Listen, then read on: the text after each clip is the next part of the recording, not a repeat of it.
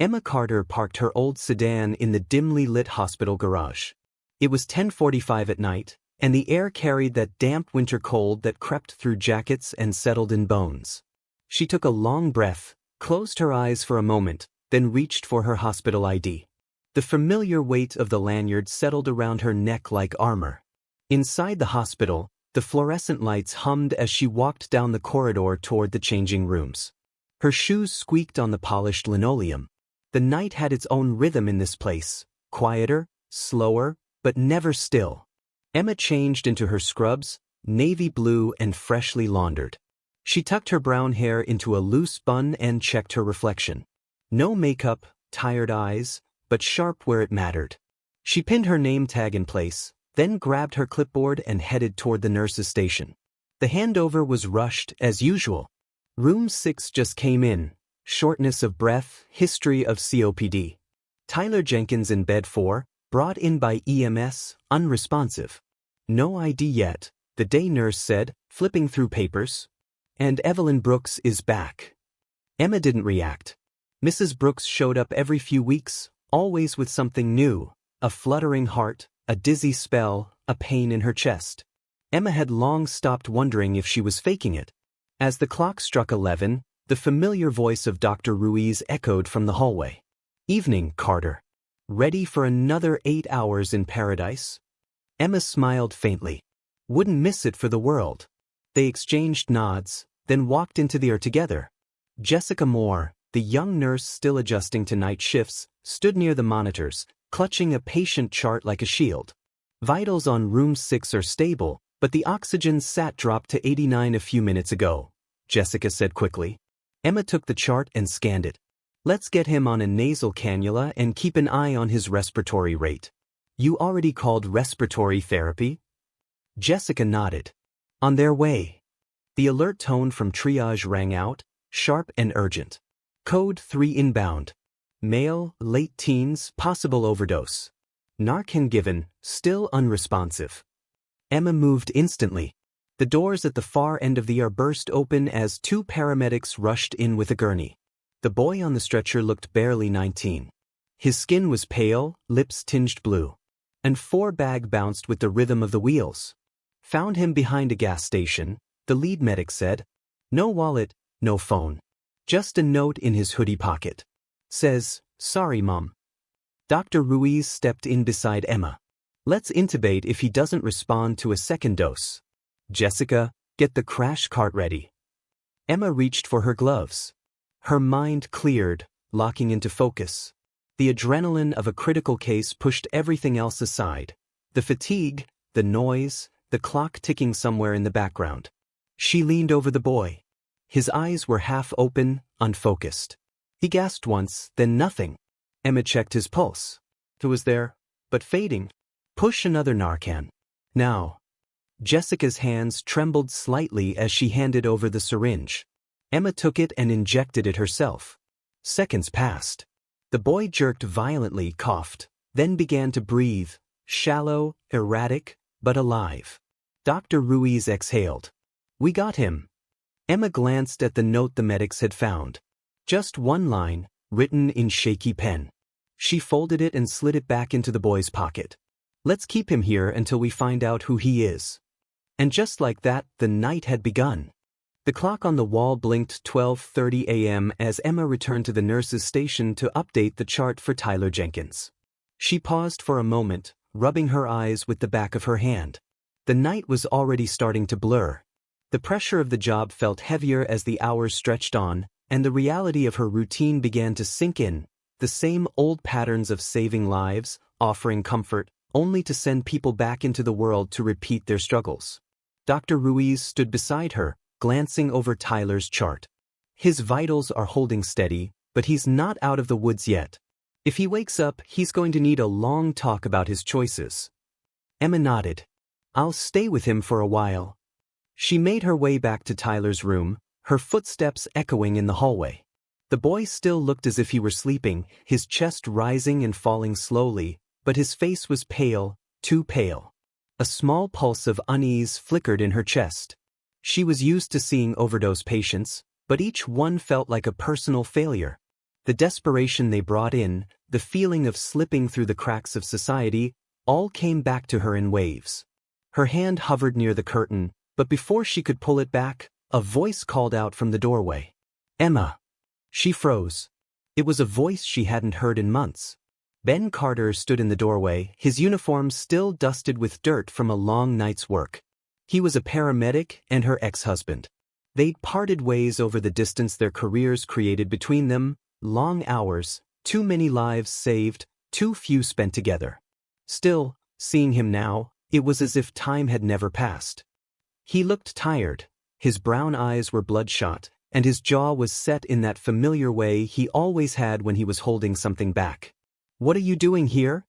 Emma asked, her voice coming out a little sharper than she intended.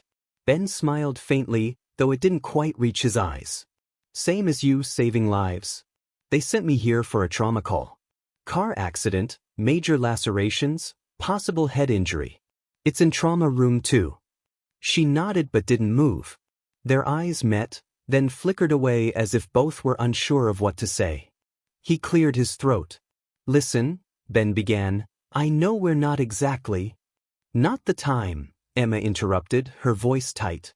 She gestured toward Tyler's room, trying to shift focus back to the patient.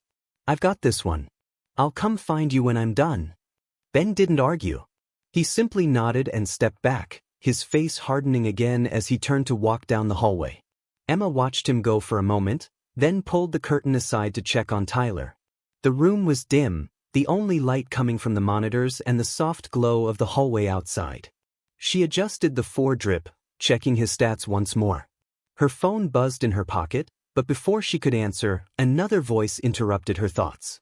"Hey, Emma," Jessica called from the door. Emma turned to find Jessica standing there, looking uneasy. "Everything okay?"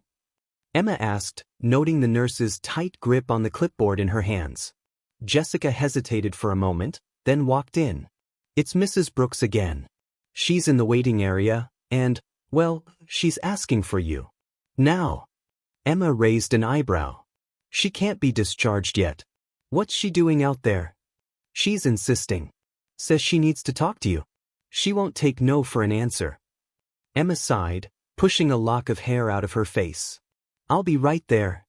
The waiting area was almost empty. Only the low drone of a late-night television and the soft beep of the reception desk broke the silence.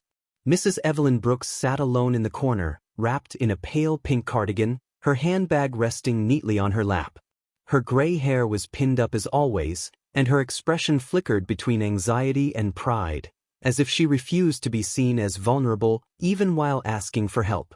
Emma approached slowly. "Mrs. Brooks, you're not supposed to be out here." The older woman smiled faintly, eyes crinkling behind thick glasses. "I know, dear. But the nurse didn't seem to have the time. I thought, maybe you would." Emma sat beside her. "You're here a lot lately." "I know.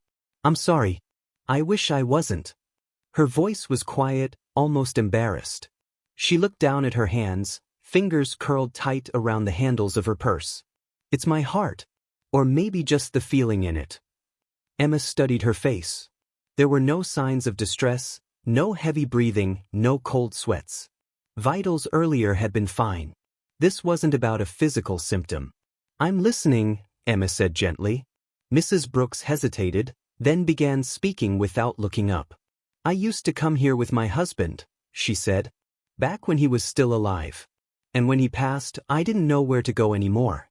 It's strange, but this place, as cold and awful as it can be, it still feels like someone might talk to me here."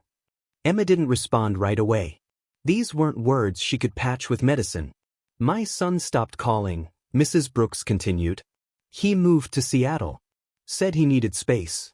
I suppose I was always a little too much. And now I'm just tired. Not sick. Not dying. Just tired of not mattering." Emma's heart pulled tight in her chest. She had heard similar words before, but rarely this clear, this honest. It wasn't an emergency, but it was still a kind of pain. "You do matter," she said softly. "To more people than you think." Mrs. Brooks gave a quiet laugh. "You're kind, dear. But let's not pretend. I'm an old woman taking up space in an ER. I know what that looks like to your staff. Emma gently placed her hand over Evelyn's. The old woman's skin was soft and cold, and her fingers trembled just slightly. Tonight, you're not taking up space. You're being heard. They sat in silence for a moment.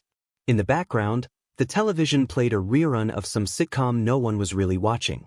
Somewhere down the hall, a machine beeped, and footsteps echoed faintly. Emma finally stood. Let's get you back into bed. I'll check your chart again and make sure everything's okay. Mrs. Brooks rose with some effort and looped her arm through Emma's. As they walked back down the hall together, Emma couldn't help but think about her own mother, now living alone 2 states away. She hadn't called her in nearly 3 weeks. She guided Mrs. Brooks gently back into her room, adjusting her blanket and dimming the overhead light. Evelyn settled into the bed with a soft sigh.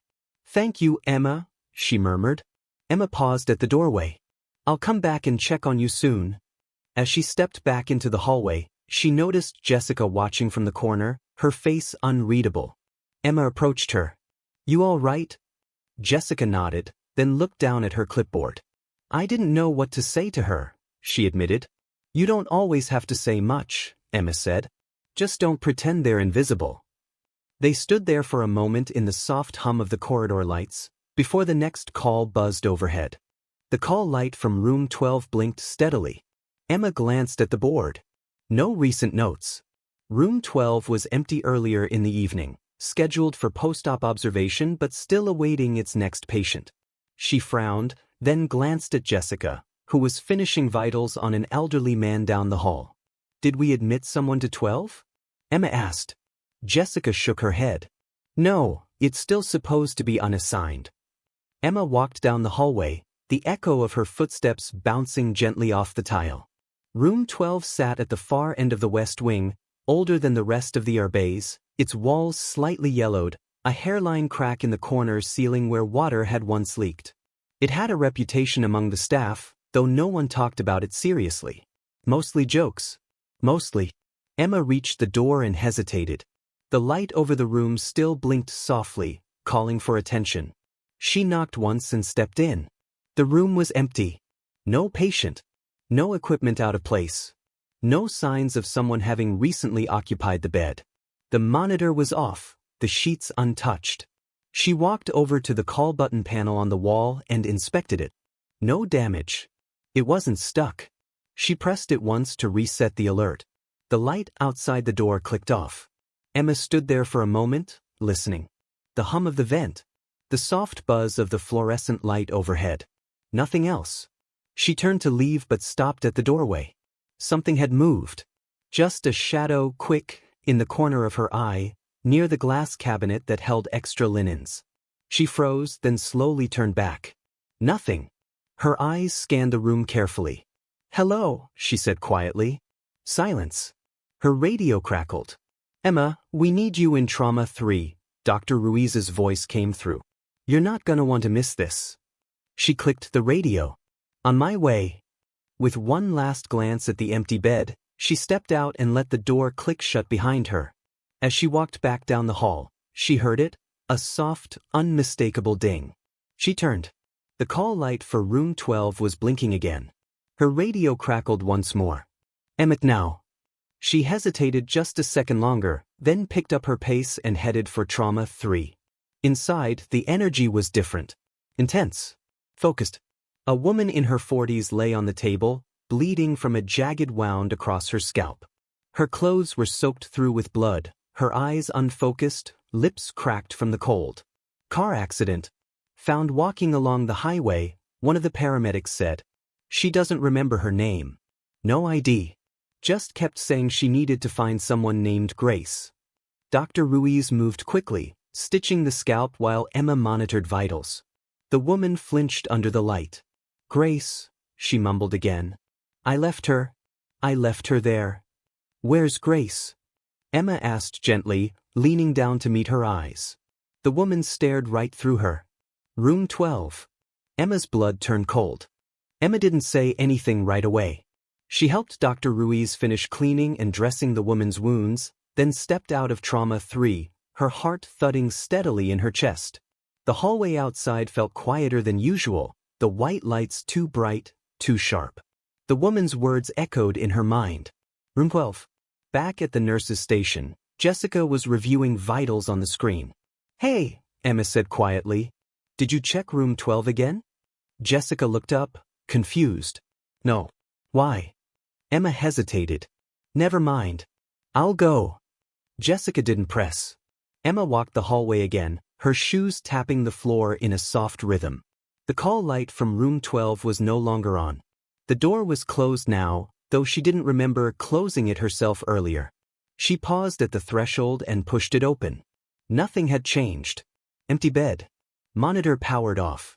Cabinet closed. Quiet. But this time, she didn't leave. She stepped inside and closed the door behind her. The silence felt thicker here, as if the room swallowed up the sounds of the hospital outside. She turned to the linen cabinet, opened it slowly. Fresh sheets. Folded gowns. A sealed packet of 4 tubing. She ran her fingers along the shelf, then paused. There was something tucked between 2 stacks of blankets. A small, blue plastic bracelet, the kind used for hospital ID tags. She pulled it out slowly. The writing had faded, but the name was still legible. Grace Brooks. Her heart jolted. Brooks. She glanced at the bracelet again. The birth date printed underneath belonged to someone born in 2009. A child. Emma stepped back, gripping the bracelet. Her hands felt suddenly unsteady. She exited the room and returned to the nurse's station, walking faster now. Jessica, she said. Do we have records on a Grace Brooks? Born 2009. Jessica tapped into the system, brows knitting as she scanned. There was a pause. I've got something. Grace Evelyn Brooks. Brought into the ER 6 years ago. Died in the pediatric ICU. Car accident. Mother survived. Emma leaned in. Who was the mother? Jessica looked again. Evelyn Brooks. It's her. The same Mrs. Brooks. Emma's mind raced. She remembered the look in Mrs. Brooks's eyes earlier. The loneliness. The pain that didn't quite have a name. She turned and started down the hall, heading straight for Evelyn's room. But when she opened the door, the bed was empty. No sign of her. The blanket was folded. The gown gone. Even the 4-line had been neatly removed. She checked the system again. No discharge order. No transfer. Emma called security. No one had seen an elderly woman leave. She returned to the station, holding the bracelet in her hand. Could she have been looking for Grace? Jessica asked quietly. Emma didn't answer. Instead, she placed the small ID band on her desk and sat back, watching the monitors. And deep down, she had the feeling that something, or someone, had been watching her back all along. The ER settled into a strange quiet as the hour slipped past 3 a.m. The kind of stillness that didn't feel like relief, but warning. Emma sat at the nurse's station, the ID bracelet still in her hand. She turned it over again and again, the plastic warm now from her grip. Grace Brooks. A name that should have been buried in the archives of the hospital's memory, yet somehow had resurfaced through a patient who shouldn't have known it. She couldn't let it go. She pulled up the digital records for Grace's case. The files loaded slowly, almost reluctant. The incident had occurred in 2019, a rollover accident on a rainy night. The child died on arrival. The mother, Evelyn Brooks, had been treated for chest trauma and a concussion. There were notes from a psych consult, then an abrupt discharge 2 days later. No follow-up. Emma leaned back. The dots were beginning to connect, but the picture they formed didn't feel rational. Evelyn hadn't come to the ER for medical help. She came because this specific place, was the last place she saw her daughter alive. And now she was gone again. Emma stood, scanning the halls for any sign of her. A quiet buzz came through the overhead speakers, another patient checking in. She turned toward the front desk, where a security officer was escorting someone in. Ben Carter. He looked surprised to see her again. Found someone at the bus stop outside, he said, motioning behind him. Didn't look right. No shoes, shaking. I figured better here than the street. Emma stepped around the desk, her breath catching as she saw the figure behind him. It was Mrs. Brooks. Still wearing her gown, her sweater now stained slightly at the sleeves. Her hair had come loose from its pins, and her eyes were blank, distant. Emma stepped forward. "Evelyn, what happened? Where did you go?" The old woman looked at her, blinking slowly. "I couldn't find her. I thought maybe if I left the building she'd come out. Like last time." Emma exchanged a glance with Ben, who said nothing. He knew better than to question a story that didn't quite fit. "We're going to take you back to your room," Emma said gently. Evelyn hesitated, then nodded. They walked her slowly through the corridor. As they passed room 12, Emma noticed Evelyn's eyes flick toward the door, but she didn't stop, didn't speak. Back in her room, Emma settled her in again, adjusted her blankets. Before she left, Evelyn reached for her hand. "She never made it, you know," she whispered. "Not all of her." Emma squeezed her fingers gently. "You're safe now. You're not alone." Evelyn said nothing, her gaze drifting up to the ceiling, her lips pressed into a tight line. Emma stepped out into the hallway, her body heavy with the weight of the moment. Ben was waiting by the nurse's station, leaning against the wall. "You okay?" he asked. Emma shook her head, but her voice was steady. "She's grieving a child who's been gone 6 years. And she's doing it in the one place that still holds the pieces." Ben exhaled. "People don't just come here for stitches and meds." "No," Emma said quietly. "They come for what's left of themselves." She looked down at the small bracelet in her pocket. For a second, she thought she heard something faint, like a girl's laugh, far down the hallway. But when she turned, there was nothing there. Just the hum of the lights. The next evening, Emma arrived an hour early. She couldn't sleep after her last shift. Even when she closed her eyes, she saw Evelyn's face, heard the name Grace echo in the back of her mind. Something about room 12 clung to her thoughts like damp air that wouldn't lift. She found Jessica already at the nurse's station, sipping a weak coffee and staring at the monitor. "You're early," Jessica said without looking up. "So are you." Jessica offered a tired shrug. "Couldn't stop thinking about it either, huh?" Emma sat beside her. "Did you check the cameras?" Jessica tapped the keyboard. "Security let me into the footage from last night. I scrubbed through it all." She clicked into the hallway feed. A grainy, slightly delayed black and white video played across the screen. 2:13 a.m. Room 12. The door visible, slightly ajar. Jessica fast-forwarded. "Watch this," she said. 2:37 a.m. A figure entered the frame. Mrs. Brooks. Alone. She walked slowly toward room 12, barefoot, silent. She paused at the door, peered in, but never entered.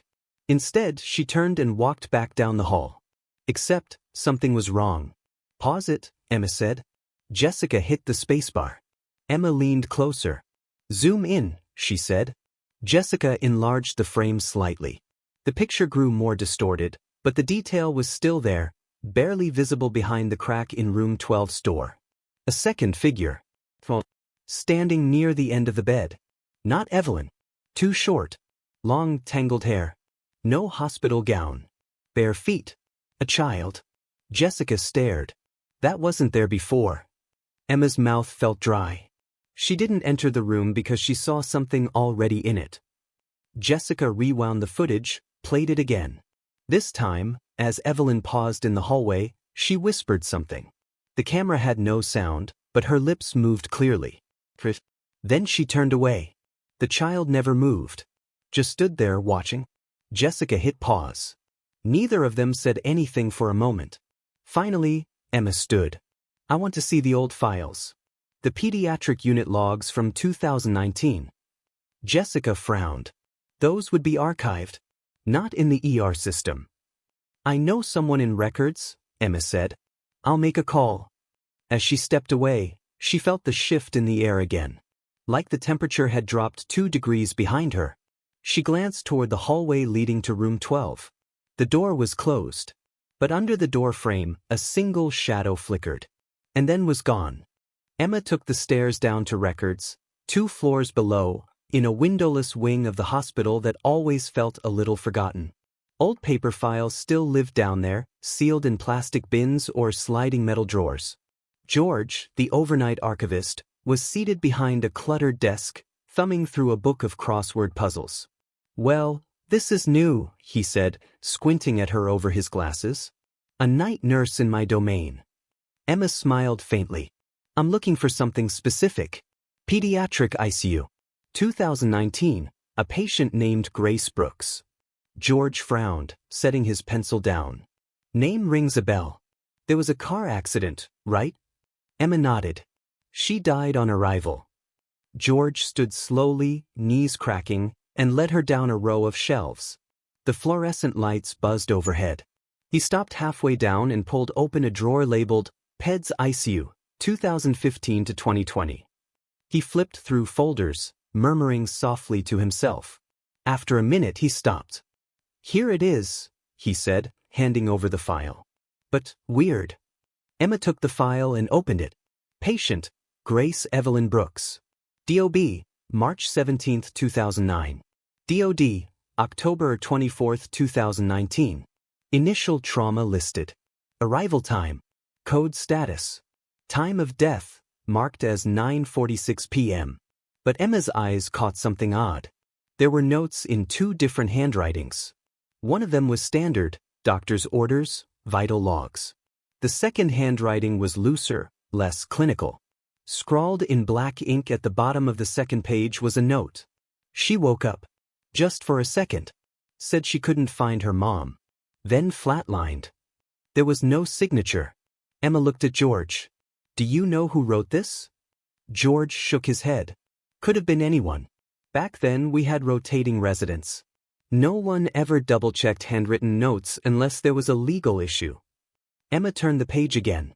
Something was stapled in the back, an old incident report. It mentioned the child's mother, Evelyn Brooks, attempting to enter the ICU during a code. Security had been called to restrain her after she broke a glass panel. She kept screaming that her daughter wasn't gone, that she could still hear her. Emma felt a chill crawl up her spine. She closed the file. Can I borrow this? She asked. George gave a cautious nod. If anyone asks, I didn't see you. Back upstairs, Victor had grown busier. A new trauma patient was being wheeled in. Monitors beeped. Voices filled the halls. But Emma barely registered it. She made her way back to room 12. The door was ajar again. She stepped inside. The room was dim. Unoccupied. Or so it seemed. Then she saw it.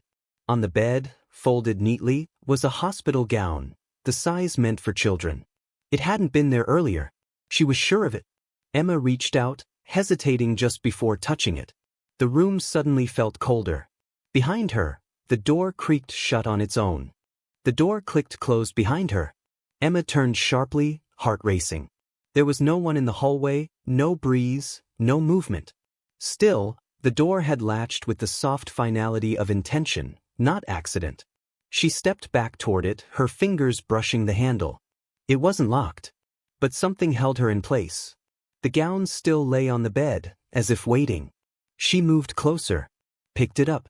It was cold to the touch, like it had been kept in a freezer.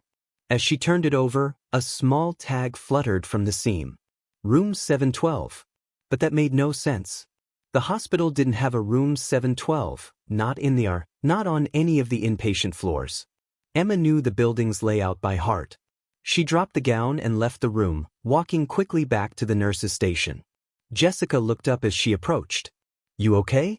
You look pale. Emma nodded. Has anyone ever mentioned a room 712? Jessica raised an eyebrow. Not since the renovation. There used to be a psych wing in the old East building. Torn down after the flood, 10 years ago? Emma froze. Could a patient have been moved here temporarily during that? Jessica thought for a moment. I guess? If they needed overflow space. Emma stared past her, toward the east hallway, where the corridors curved into the oldest section of the hospital. Some of the doors were sealed now, used for storage. Forgotten. Her radio buzzed. All staff, code white. Missing patient. Last seen near ER West Wing. Name, Evelyn Brooks. Emma's blood turned to ice. She spun around and ran toward the hallway. Jessica was right behind her. She's not in her room? No. And I think I know where she went. They passed room 12. Emma didn't look at it this time. She kept going, toward the fire doors that led to the old East End. One of the maintenance keys still hung on a hook by the service panel. She swiped it and pushed through. Dust filled the air. Lights flickered unevenly. The walls here were still marked with peeling paint, old signage, and forgotten warnings. It smelled of mildew and rust. "Evelyn!" Emma called. Her voice echoed faintly. Jessica shone her phone's flashlight ahead. The beam caught an old sign mounted to the wall. Ward 700 to 714. Room 712. They walked slowly down the hallway, boots crunching on loose plaster and debris. Movement. A figure at the end of the corridor. Just standing there, back turned, shoulders hunched. "Evelyn." Emma moved forward quickly. "Evelyn. We've been looking for you." Evelyn turned slowly. Her face was slack, blank. Her eyes didn't register them. She looked through Emma, like she was looking past time itself. "I heard her," Evelyn whispered. Emma stopped inches from her. "Who?" Evelyn raised her arm and pointed to the door beside her. "Room 712. No lock. No handle. Just a rusted metal plate where a name used to be." Emma reached for the door. Evelyn stopped her, gripping her wrist with surprising strength. "She's in there," she said. "She never left." Emma looked at the door. Then, slowly she turned the handle. It opened with a long, groaning creak. The room inside was dark. But someone, small, barefoot, hair hanging loose, was standing by the far wall. Not moving. Just waiting. The air in room 712 was colder than the hallway. It smelled faintly of old alcohol swabs and something else. Something metallic and stale, like blood that had dried long ago. Emma stepped in first, her feet crunching on broken tile. Jessica stayed just behind her, flashlight aimed ahead. The beam wavered slightly in her hands. At the far end of the room stood the figure. The girl's hair was long and tangled, her hospital gown barely brushing her knees. She didn't turn. Just stood facing the wall. Evelyn hovered behind them, trembling, eyes wide. "I tried to come back for her," she whispered. "But they wouldn't let me. They said she was gone." Emma took another step forward. "Grace." The girl didn't move. Emma's voice was steady, quiet. "Your mom's here. She's been looking for you." A soft sound filled the room. A breath. Then the girl slowly turned. Her face was pale, eyes dark, not hollow, not monstrous, just sad. So incredibly sad, the weight of it seemed to crush the room in silence. She looked at Emma, then past her, to Evelyn. For a long, fragile second, no one moved. Then Evelyn stepped forward, as if drawn by something she couldn't resist. "Gracie." Her voice cracked, fragile. "Baby." Grace took a small step forward. She raised her hand, tiny, delicate fingers, and held it out. Evelyn didn't hesitate. She crossed the room and fell to her knees, wrapping her arms around empty air. But Emma saw it. Just for a second.